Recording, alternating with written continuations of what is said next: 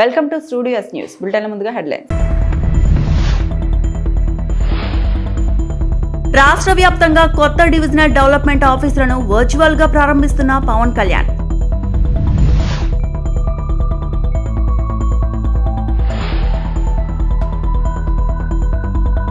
అమరావతి అభివృద్ధికి 3వ దశ భూసేకరణ అవసరం. మంత్రి నారాయణ కీలక వ్యాఖ్యలు.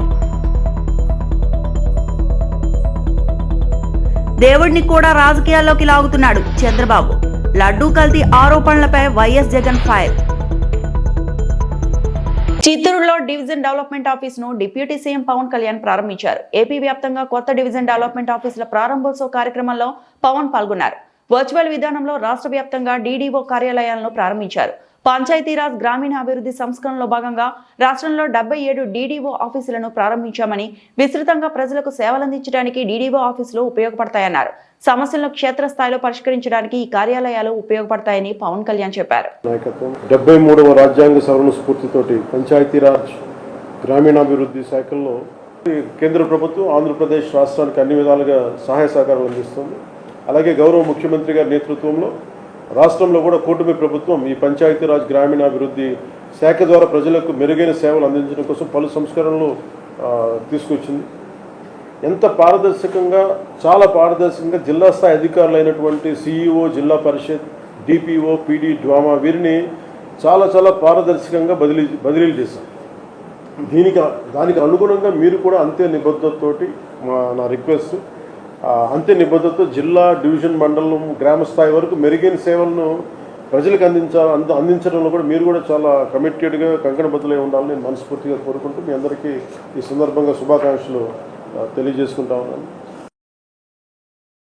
మనోహర్ గారు మీరు ఏం చెప్తారో మీరు ఒకసారి ప్లీజ్ యాడ్ ఫ్యూ వర్డ్స్.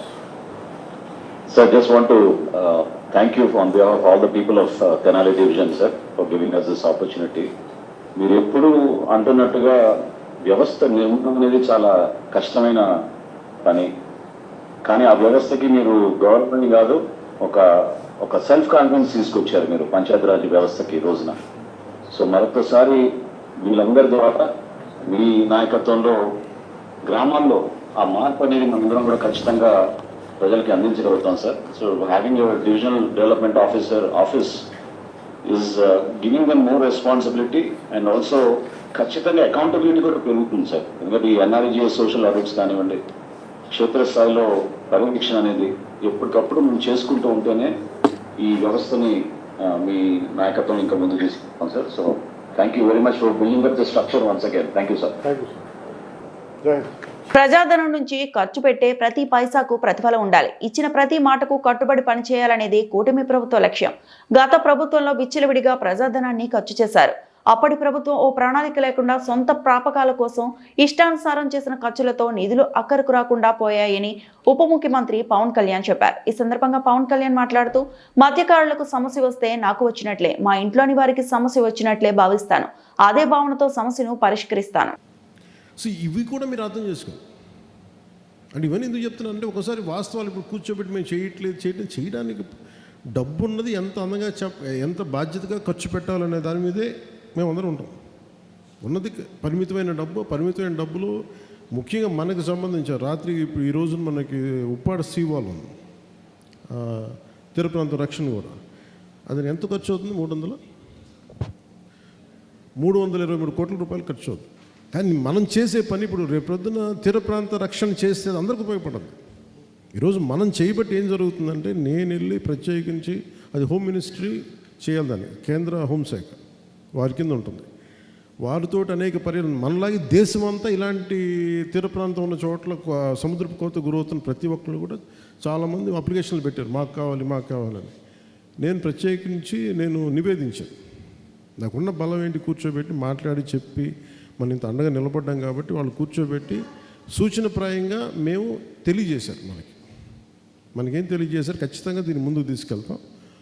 అది ఇంకొక మీటింగ్ ఏదో ఉందో ఆ మీటింగ్ ఇప్పుడు నేను ఢిల్లీ వెళ్తున్నాను.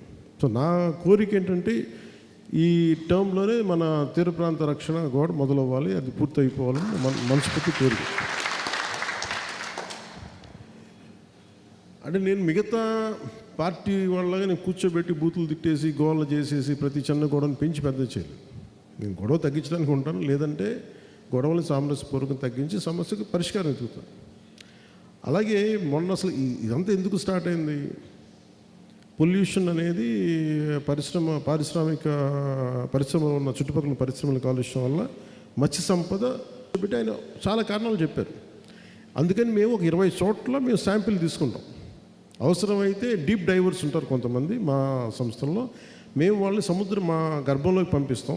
వాళ్ళు చెప్తారు కొంచెం, మీరు కూడా వాళ్ళని మీ సహాయ సహకారం మీ పడవల్లో తీసుకెళ్ళి ఇక్కడ మాకు ఉంది ఇబ్బంది అని అంటే వాళ్ళు లోపలికి పోయి ఆ లోపల వాళ్ళు ఏం చేస్తారంటే కూర్చోబెట్టి ఆ మట్టిని తీస్తారు. అసలు అక్కడేమన్నా సముద్ర మట్టంలో గర్భంలో ఏదన్నా ఈ పారిశ్రామిక కాలుష్యం ఉందా, అసలు ఉంటే ఎంత ఉంది, అసలు లేదా, వీటన్నిటి మీద వాళ్ళు పరీక్షలు పెడతారు. దీని మీద అది చేసిన తర్వాత మనం నిర్ధారించాలి ఇది అసలు ఎంత ఉండాలి అనేది కొన్ని ప్రమాణం ఉన్నాయి. అంటే కాలుష్యం ఉంటే తీర ప్రాంతాల్లో ఉన్నాయి అంటే మరి ఎంత కాలుష్యం ఉంది, ఏ స్థాయిలో ఉంది, అసలు మత్స్య సంపద చచ్చిపోయేంత కాలుష్యం ఉందా లేదా, ఏం కారణాలు, 100 కారణాలు ఇవన్నీ కూర్చోబెట్టి అది సైంటిఫిక్ అనాలిసిస్ చేస్తారు. మీతో మాట్లాడిన వారం రోజులు చేసామా 5 రోజులుగా అక్కడ పిఠాపు నుంచి వచ్చిన 5 రోజులకే నేను కరెక్ట్ 5 రోజుల తర్వాత జోగాన్ని పిలిపించి మాట్లాడితే ఆయన చెప్పారంటే ముఖ్యంగా మేము ఆయన కేరళ వాస్తవ్యులు, మేము కేరళలో ఇలాంటివి చేస్తాం. మనకున్నది ఉప్పాడ కొత్తపల్లిలో 7,200 మంది ఫిషర్మెన్ ఇళ్ళు ఉన్నాయి మన మత్స్యకారులకు సంబంధించి. దీని మీద 25,600 మంది వ్యక్తులు బతుకుతున్నారు. 7,200 కుటుంబాలు వాటిని ఆధారం చేసి ఇంతే కదా సార్, మన 25,000 మంది 6,000 పల్నాడు జిల్లా అమరావతి మండలం ఎండ్రాయిలో 2వ విడత భూ సమీకరణపై రైతులతో మంత్రి నారాయణ సమావేశమయ్యారు. భూ సమీకరణపై రైతుల అభిప్రాయాలను మంత్రితో పాటు ఎమ్మెల్యే భాష్యం ప్రవీణ్ తెలుసుకున్నారు. అనంతరం మంత్రి నారాయణ మీడియాతో మాట్లాడారు. గతంలో వైకాపా ప్రభుత్వం గుత్తేదారులకు బిల్లులు చెల్లించకపోవడంతో రాజధాని నిర్మాణం ఆలస్యమైంది. ఆ బిల్లులు చెల్లించి మళ్లీ రాజధాని పనులు ప్రారంభించే సమయానికి వర్షాలు ముంచెత్తాయి. రాజధాని నిర్మాణంలో భాగంగా స్మార్ట్ ఇండస్ట్రీలు, అంతర్జాతీయ విమానాశ్రయం, ఇంటర్నేషనల్ స్పోర్ట్స్ సిటీ ఏర్పాటు చేయాలని సీఎం చంద్రబాబు నిర్ణయించారు. 2వ విడత భూ సమీకరణలో రైతులు ఇచ్చే 7,000కు పైగా ఎకరా భూముల్లోని 2,500 ఎకరాల్లో అంతర్జాతీయ స్పోర్ట్స్ సిటీ ఏర్పాటు చేస్తున్నాం. గతంలో భూ సమీకరణ సమయంలో రాజధాని రైతుల విషయంలో అనుసరించిన విధానాన్ని ఇక్కడ కూడా అమలు చేస్తాం. ట్రంక్ రోడ్లు, ప్రధాన రహదారులను వేగంగా పూర్తి చేసేందుకు చర్యలు తీసుకుంటున్నాం. 4-6 లైన్ల రహదారి నిర్మాణం చేపట్టేందుకు ప్రణాళికలు రూపొందించామని నారాయణ తెలిపారు. ఈ విధంగా ఈరోజు అమరావతి క్యాపిటల్ సిటీలో గౌరవనీయ ముఖ్యమంత్రి గారు ఏదైతే 30% ఏరియా గ్రీన్ అండ్ బ్లూ ఉండాలో దాన్ని ఏదైతే మాస్టర్ ప్లాన్లో పెట్టాం అవన్నీ ఇమీడియట్గా టేకప్ చేయమని ముఖ్యమంత్రి గారు ఇన్స్ట్రక్షన్ ఇవ్వటం, దాని మీద ఏడీసీ అండ్ సిఆర్డీ వాళ్ళు డిజైన్ చేశారు. దాన్ని బహుశా ఇవన్నీ జనవరి ఎండింగ్ లోపల అంటే రాబోయే 2 monthsలో టెండర్లు పిలిచి ఇవన్నీ వర్క్ టేకప్ చేసి రోడ్లు పూర్తయ్యే లోపల ప్యారలల్ ఇవి కూడా కావటం, అదేవిధంగా బిల్డింగ్స్ పూర్తయ్యే లోపల దానికి సంబంధించి పూర్తి కావటం, అదేవిధంగా రిజర్వాయర్స్ అన్నీ కంప్లీట్ చేసే లోపల రిజర్వాయర్ చుట్టూ ఇవన్నీ అయ్యేటట్టుగా ప్లాన్ చేశారు. జనవరి ఎండింగ్ లోపల వీటికి టెండర్లు పిలిచి ముందుకు పోవడం జరుగుతుంది. అదేవిధంగా అమరావతి క్యాపిటల్ సిటీలో ఏదైతే ఆ రోజు 29,233 మంది రైతులకు యాక్చువల్గా 69,421 ప్లాట్లు అలాట్ చేశాం. 29,233 మంది రైతులకి 69,421 ప్లాట్లు అలాట్ చేస్తే వాళ్ళల్లో 61,678 ప్లాట్లు నిన్నటికి రిజిస్టర్ చేసుకున్నారు. కేవలం 7,743 ప్లాట్లు రిజిస్టర్ చేసుకోవాలా, అది డైలీ 30-40 ప్లాట్లు రిజిస్టర్ చేసుకుంటున్నారు. వాళ్ళకి ఫోన్లు చేసి కూడా చెప్తున్నా వచ్చి రిజిస్ట్రేషన్ చేసుకోండి. అయితే కొందరు అమెరికా లాంటి ప్లేస్లో ఉంటాం, విదేశాల్లో వాళ్ళు మేము ఇండియా వచ్చినప్పుడు చేసుకుంటూ ఉంటారు. కొందరు అన్నదమ్ముల మధ్య వాళ్ళ మధ్య కోర్టు కేసులు ఇలా డిఫరెంట్ ఇష్యూస్ ఉన్న వాళ్ళు పెండింగ్ ఉన్నాయి. అయితే రోజు కొన్ని రిజిస్టర్ చేసుకుంటున్నారు. అవి కాకుండా లంకలో రిజిస్ట్రేషన్స్ ఏదైతే ఉన్నాయో 170 మంది రైతులు 337 ప్లాట్లు. అయితే వాళ్ళలో 42 ప్లాట్లు 13 మందే రిజిస్టర్ చేసుకున్నారు. వాళ్ళకు కూడా ఫోన్ చేసి అడుగుతున్నాం. ఇంకా 157 మంది రైతులు 295 మంది ప్లాట్లు రిజిస్టర్ చేసుకోవాలా. అయితే అక్కడ వాళ్ళు కొందరు మేము వేరే వాడికి అమ్మామని వాళ్ళకి మధ్య ఉన్న డిస్ప్యూట్స్లో రిజిస్ట్రేషన్స్ కావట్లా. అయితే వీళ్ళందరికీ ఫోన్లు చేస్తున్నారు. 157 మంది రైతులకి సిఆర్డీ ఆఫీస్ నుంచి ఫోన్ చేసి రిజిస్ట్రేషన్ చేసుకోమంటే గత 15 రోజుల నుంచి రిజిస్ట్రేషన్ జరుగుతున్నాయి. ఇంతవరకు కేవలం 13 మంది రైతులు 42 ప్లాట్లు మాత్రమే చేసుకున్నారు. తిరుమల లడ్డు కల్తీ జరిగిందని సీఎం చంద్రబాబు దుష్ప్రచారం చేస్తున్నారని మాజీ సీఎం వైఎస్ జగన్ మండిపడ్డారు. దేవుడంటే భక్తి భయం లేని చంద్రబాబు లడ్డూలో కల్తీ జరిగిందని మాట్లాడుతున్నారన్నారు. కల్తీ నెయ్యి ఆరోపణలు ఉన్న ఆ ట్యాంకర్లు ప్రసాదం పోర్టులోకి వెళ్తాయా, ఆధారాలు ఉన్నాయా అని ప్రశ్నించారు. టీటీడీలోకి వచ్చే ఏ ట్యాంకర్ అయినా పూర్తి స్థాయి తనిఖీల తర్వాతే లోపలికి వెళ్తాయని, NABL తర్వాత కూడా టీటీడీ ల్యాబ్ టెస్టులు కూడా పాస్ కావాలని, ఆ తర్వాతే నెయ్యి ట్యాంకర్లు లోపలికి అనుమతిస్తారని చెప్పారు. గతంలో చంద్రబాబు హయాంలో 17 సార్లు, వైసీపీ హయాంలో 18 సార్లు ట్యాంకర్లు వెనక్కి పంపారని, ఇది రొటీన్ ప్రోటోకాల్ పేర్కొన్నారు. ఆ స్థాయిలో పరీక్షలు జరిగాక కల్తీ జరిగిందని ఎలా అంటారు? చివరకు దేవుణ్ణి కూడా రాజకీయాల్లోకి లాగుతున్నారని వైఎస్ జగన్ ఫైర్ అయ్యారు. కల్తీ నెయ్యి ఆరోపణలున్న ఆ ట్యాంకర్లు, ఎన్ని క్వశ్చన్స్ నేను అడుగుతాను. ఆ కల్తీ నెయ్యి ఆరోపణలో ఉన్న ఆ ట్యాంకర్లు ప్రసాదం తయారీలోకి వెళ్ళాయా, దీనికి ఆధారాలు ఉన్నాయా అని అడుగుతాను.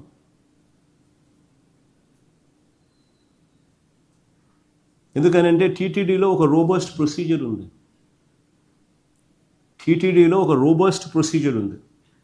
టీటీడీలోకి వచ్చే ఏ ట్యాంకర్ అయినా కూడా NABL అంటే national accreditation board for testing and calibration laboratories, NABL, టీటీడీలోకి వచ్చే ఏ ట్యాంకర్ అయినా కూడా NABL ఆథరైజ్డ్ ల్యాబ్ సర్టిఫికెట్తోనే రావాలి. ఇది మ్యాండేట్, ఇది rule, rule. Without this certificate, they will not even be entering, they cannot even come close to Tirupati. తర్వాత టీటీడీలో ఈ NABL certificate ఒక్కటే ఒప్పుకోరు. ఇది కూడా పార్ట్ ఆఫ్ ది ప్రొసీజర్. టీటీడీలో ఒక ల్యాబ్ ఉంది, వాళ్ళ సొంత ల్యాబ్ ఉంది.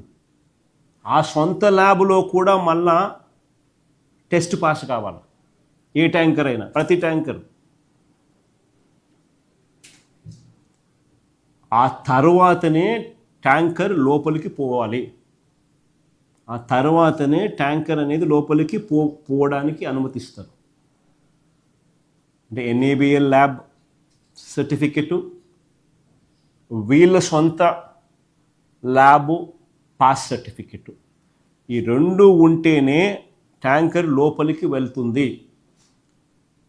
ఈ స్టాండర్డ్స్ లేకపోతే రిజెక్ట్ చేసి వెనక్కి పంపిస్తారు. ట్యాంకర్లను వెనక్కి పంపిస్తారు. ఇదే కార్యక్రమం ఈ టెస్టింగ్లో ఫెయిల్ అయినప్పుడు రిజెక్ట్ చేసి వెనక్కి పంపించే కార్యక్రమం గతంలో చంద్రబాబు నాయుడు గారి హయాంలో 15 సార్లు వెనక్కిపోయేది. 15 సార్లు వెనక్కి పంపించారు. ఇదే మాదిరిగా వైఎస్ఆర్సీపీ హయాంలో 18 సార్లు వెనక్కి పంపించారు. ఇది ఒక రొటీన్ ప్రొసీజర్, ఒక రోబస్ట్ ప్రొసీజర్ ఉంది అని చెప్పడానికి ఇది ఒక నిదర్శనం.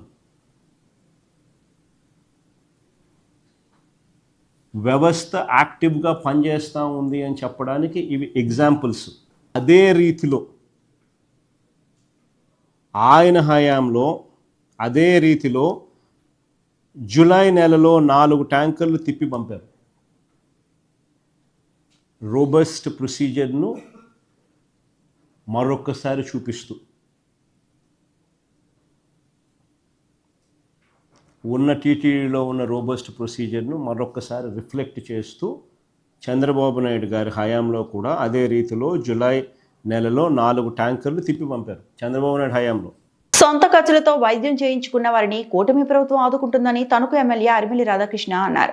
పశ్చిమ గోదావరి జిల్లా తణుకు తెలుగుదేశం పార్టీ కార్యాలయంలో ఏర్పాటు చేసిన సమావేశంలో సొంత ఖర్చులతో వైద్యం చేయించుకున్న 36 మందికి 28 లక్షల రూపాయలు సీఎం రిలీఫ్ ఫండ్ చెక్కులు పంపిణీ చేశారు తణుకు ఎమ్మెల్యే రాధాకృష్ణ. ఈ సందర్భంగా ఎమ్మెల్యే రాధాకృష్ణ మాట్లాడుతూ కూటమి ప్రభుత్వం 17 నెలల్లో తణుకులో 5,28,00,000 రూపాయలు సీఎం రిలీఫ్ ఫండ్ చెక్కులు పంపిణీ చేయడం జరిగిందన్నారు. అర్హులైన ప్రతి ఒక్కరిని రాజకీయాలకు అతీతంగా కూటమి ప్రభుత్వం ఆదుకుంటుంది. గత ప్రభుత్వం గడిచిన 5 సంవత్సరాల్లో 5 కోట్ల ఆర్థిక సాయం చేయలేకపోయిందని కూటమి ప్రభుత్వం 17 నెలల్లో 5,28,00,000 రూపాయలు బాధితులకు అందించిందన్నారు. వైసీపీ ప్రభుత్వం హయాంలో సొంత ఖర్చులతో వైద్యం చేయించుకున్న వారు వెళితే దరఖాస్తులు బుట్టదాఖలు చేశారన్నారు.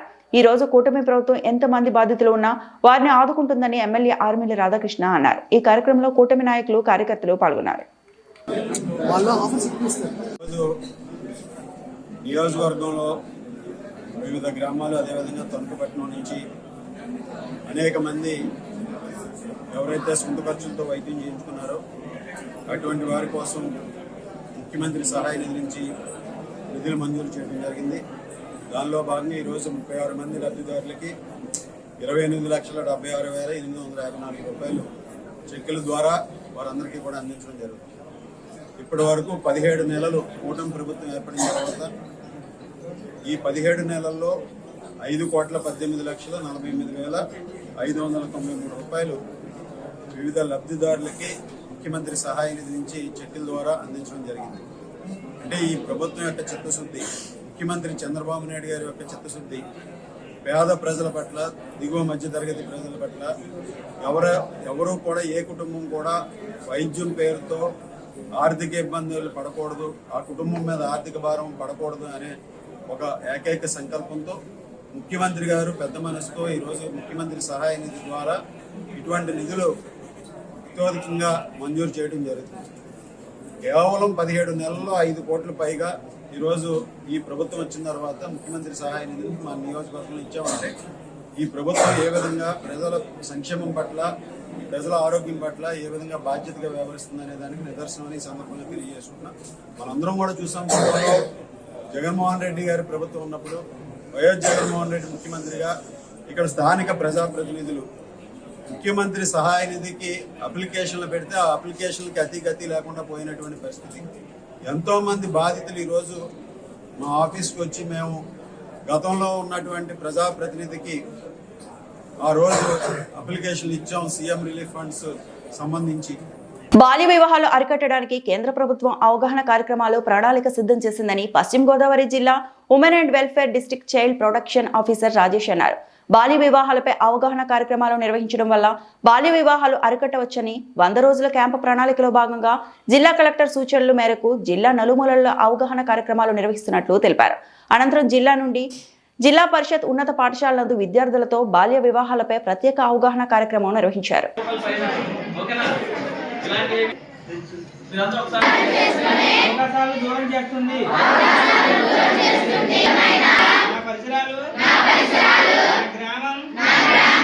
మరియు సమాజంలో బాల్య వివాహాలు జరగకుండా చూస్తాను. ప్రభుత్వ అధికారులకు తెలియపరుస్తాను. బాలల విద్య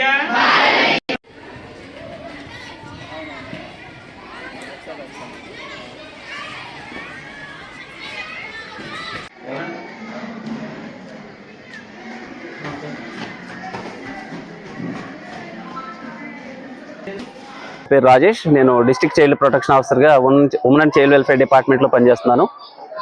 ఇప్పుడు మనకి గవర్నమెంట్ ఆఫ్ ఇండియా నుంచి బాల్య వివాహ ముక్త భారత్ కార్యక్రమాన్ని జరుపుకోవడం జరుగుతుంది. ఈ కార్యక్రమం నవంబర్ 27 నుంచి మార్చి 8వ తారీఖు వరకు బాల్య వివాహాలపై నిషేధించడానికి విస్తృత ప్రచార కార్యక్రమాలు జరుగుతున్నాయి. గతంలో మనకి 47% వరకు బాల్య వివాహాలు జరుగుతుంటే 2021 సర్వే ప్రకారం 2021 సంవత్సరం సర్వే ప్రకారం ప్రస్తుతం 23% మాత్రమే బాల్య వివాహాలకి జరుగుతున్నాయని రిపోర్ట్ ఉంది. బాల్య వివాహాలు క్రమేణా తగ్గుతున్నప్పటికీ జాతీయ స్థాయిలో పర్సంటేజ్ అనేది ఏం తగ్గట్లేదు. దానికి విస్తృతమైన ప్రచారమే ఆయుధంగా తీసుకుని అవగాహన కార్యక్రమాలను ఏర్పాటు చేయడం జరుగుతుంది. దీనిలో భాగంగా ఏంటంటే ఫస్ట్ ఫేజ్ లో మనకి స్కూల్స్, కాలేజెస్, యూనివర్సిటీల్లో విస్తృత అవగాహన చేసి బాల్య వివాహాలను చేసుకోవటం వల్ల నష్టాలు ఏంటి, దానివల్ల పరిణామాలు ఏంటి అనేది స్కూల్ విద్యార్థుల స్థాయి నుంచి కాలేజ్ విద్యార్థుల వరకు పూర్తి అవగాహన చేయడం జరుగుతుంది. రెండో భాగంగా ఏంటంటే ఎవరైతే ఈ పెళ్లిళ్ళు ఆర్గనైజ్ చేస్తారో టెంట్ హౌస్లు కానీ, షామియానా కానీ, తర్వాత పెళ్లిళ్ళు చేసే పురోహితులు కానీ, కాజీస్ కానీ, పాస్టర్స్ యూనియన్స్ కానీ ఇలాంటి వాళ్ళందరికీ అవేర్నెస్ మీటింగ్స్ పెట్టి బాల్య వివాహాలను ప్రోత్సహించకుండా వారికి అవగాహన కల్పించడం జరుగుతుంది. మూడో భాగంగా ఏంటంటే గ్రామ స్థాయి బాల్య వివాహ నిషేధ మరియు పర్యవేక్షణ కమిటీలు ఏర్పాటు చేయడం జరిగింది.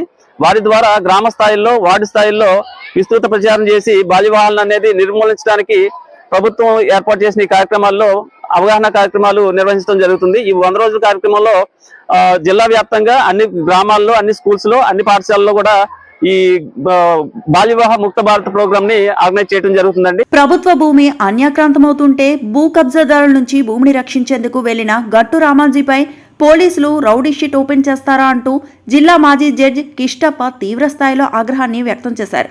ఈ సందర్భంగా దళిత ప్రజా సంఘాల, బహుజన రాజకీయ పార్టీల నేతృత్వంలో అనంతపురం జిల్లా కలెక్టర్ కార్యాలయం ఎదుట నిర్వహిస్తున్న రిలే నిరాహార దీక్షకు ఆయన తన సంపూర్ణ మద్దతును ప్రకటించారు. ఈ సందర్భంగా ఆయన మాట్లాడుతూ పేదలకు భూముల పట్టాలను అందించేందుకు దళిత నాయకుడు గట్టు రామాంజనేయులు మాట్లాడేందుకు వెళ్లగా అతనిపై పోలీసులు అక్రమంగా రౌడీ షీట్ ఓపెన్ చేయడం అత్యంత బాధాకరమని తీవ్రస్థాయిలో ఆగ్రహాన్ని వ్యక్తం చేశారు. పేదల పక్షాన పోరాడే వారిపై అక్రమంగా పోలీసులు జులుం చూపిస్తున్నారని, ఇది అత్యంత బాధాకరమని ఆయన ఆవేదన వ్యక్తం చేశారు. పేదల పక్షాన నిలబడే వారికి తన సంపూర్ణ మద్దతు ఉంటుందని తెలిపారు. ఈ కార్యక్రమంలో నాయకులు KP Narayanaswamy, Sriramulu, BKS Anand, Dasagani Kullayappa, IMM Basha, Chinna Anjaneyulu, చిన్న కేశవ, చంద్ర తదితరులు పాల్గొన్నారు. దళితుడు ఏదో సేవ చేయాలని, ప్రజా సేవ చేయాలని ఉద్దేశంతో ఇక్కడ హెచ్ఎల్సి కాలనీ దగ్గర ఉన్నటువంటి ప్రభుత్వ భూమి అన్యాక్రాంతమైందని గ్రహించి దాంట్లో కొంతమంది పెత్తందారులు మంచి మంచి బిల్డింగ్లు కట్టుకోవాలనే ఉద్దేశంతో దాన్ని ఆక్రమించినారని గ్రహించినటువంటి ఒక దళితుడు, ఒక నాయకుడు, ప్రజానాయకుడు అక్కడికి వెళ్ళి ఈ ప్రభుత్వ భూమిని కబ్జా చేయకూడదు, ఇది ఎవరైతే అర్హులు ఉంటారో అటువంటి వారికి పట్టాలు ఇవ్వాల్సిన పరిస్థితి ఈరోజు ఉంది కాబట్టి వాళ్లకు న్యాయం చేయాలనే ఉద్దేశంతో అక్కడికి పోయి వాళ్ళని ప్రశ్నిస్తే వాళ్ళు అతని పైన తిరుగుబాటు చేయడము, తర్వాత అదే వ్యక్తులు అతని పైన పోలీస్ స్టేషన్లో రిపోర్ట్ ఇస్తే న్యాయం చేయాల్సిన ప్రభుత్వ యంత్రాంగం, వాళ్ళు పోలీసు వాళ్ళు కావచ్చు, రెవెన్యూ వాళ్ళు కావచ్చు,